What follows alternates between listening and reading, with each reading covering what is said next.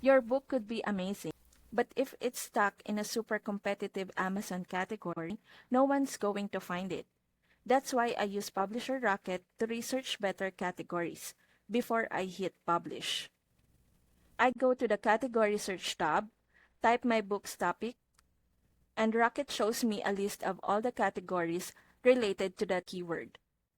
Then I look at the number one bestseller sales column. That tells me how many sales per day it takes to reach the top of each category.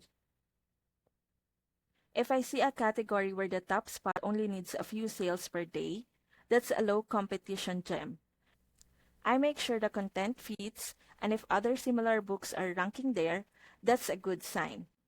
If you want to give your book the best shot at ranking, click the link in the description and try Publisher Rocket. It's my go-to for finding categories that give my book a real chance to shine.